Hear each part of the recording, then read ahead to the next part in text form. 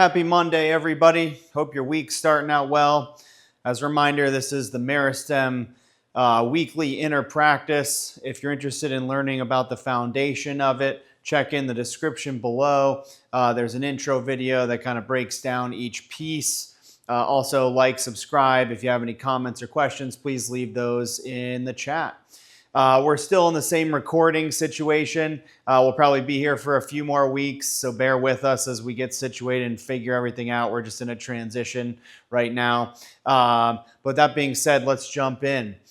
So we've spent the first half of the year going over a variety of concepts, from movement to freedom to folding to different types of folding. For the second half of the year, we're going to be diving into philosophical and fundamental practices that we do at Meristem to bring our method to the clients and students and people that we serve, both for ourselves and for the others and our community. But to lay the foundation for that, I'm going to go back to movement. And if you remember, started with us back when we were working on the concept of movement, we ended up defining movement as any time, a thought shifts, a feeling shifts, my body shifts in some way.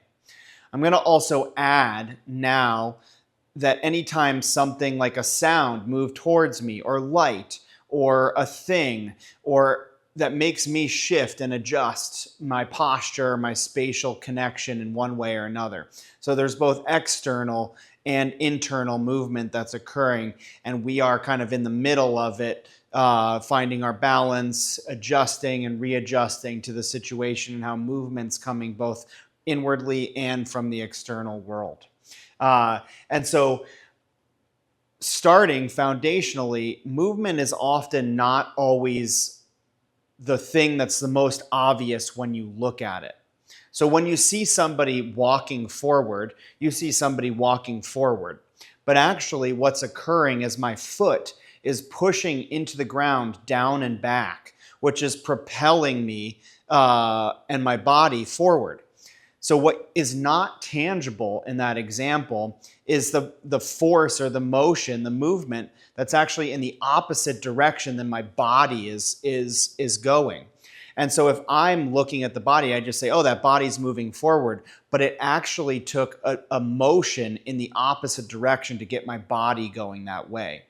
And so movement in particular, and particularly when we're talking about autism, is subtle. It's not necessarily the first thing you see. And so this week's practice to start with is going to be to tune into the subtleties of movement and what is not necessarily the first initial things that become present to the human eye, but what are the things maybe intangible or subtangible that are seen, that are the result, that lead to the results of what your eye might be picking up on. And so with that in mind, movement has a lot of different patterns that it moves in. Some of them in general, to break it down, are forward and backwards, right to left, up or down. These are simple directions, in and out. Circular, spiraling in, spiraling out. And there's probably many more. And so what we're going to explore this week is paying attention to yourself, to the people around you, to the environment in general, to the movement, the subtleties that are going on, and see if you can pick up on direction of movement, how that's occurring. Pay attention to, am I spiraling in? Like, am I really coming in and getting dialed into the work that I'm doing in a given moment? Or am I spiraling out, thinking about vacation? I'm not even really here at work, even though my body is. And so start to pay attention using those directions and those forms kind of as cues to notice the movement and the quality and the subtlety of movement that might be going on. As I just described, in a walk forward or even in a car propelling itself forward, there's actually a movement in the opposite direction that's occurring. So sometimes you have to look in the opposite place that you might initially think to get the answers that you're looking for. With that, the practice for this week is presence. And our definition of presence is really inner and outer awakeness and consciousness to what is going on around you in the place that you're at in a given moment. And that's bringing consciousness to that particular moment and the environment around you. And so what we're asking is take that level of presence and consciousness and direct it to observe the subtle movement patterns that are happening around you, in you, and that you're engaging with. So, for example, you might notice, is there a subtle movement up that's kind of directing my energy or my intention or my awakeness, and I don't even feel my feet on the ground right now?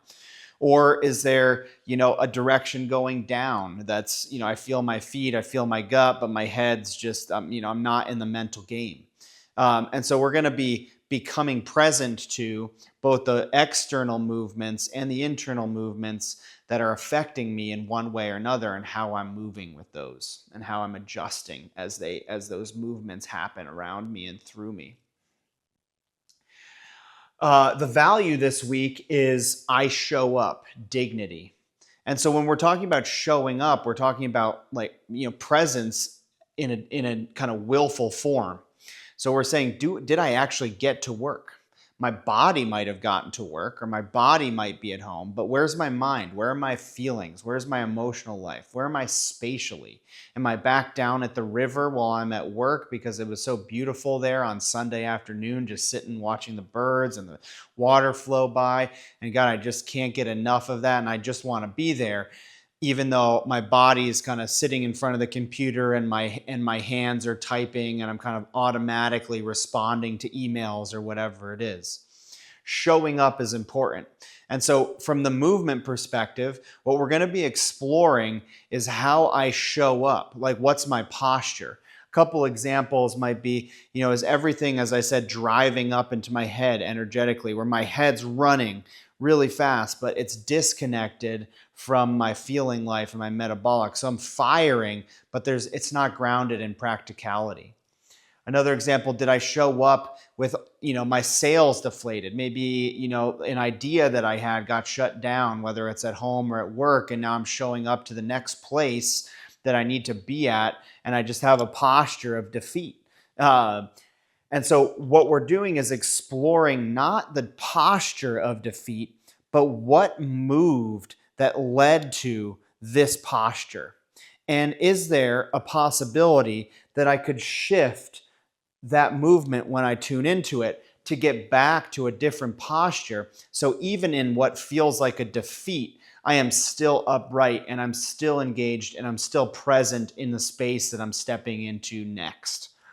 And so foundationally at Meristem, movement is kind of the fundamental thing, because with autism in particular, when you really start to study it and watch it, there are subtle movement patterns behind sensory integration, sensory input, behavioral. All of those things have certain movement qualities behind them. But you have to pick up on the subtlety of it rather than call out the physical gesture that you might be seeing. And so we're going to start this week to explore movement in a wider range, particularly around presence and showing up, and notice yourself. So this is the Monday practice for this week, diving into movement, looking at the directions of movement and how that flows through you. As always, bite sizes, whatever you can comprehend and work with, is the best starting place. And let's go forward and awaken the possible.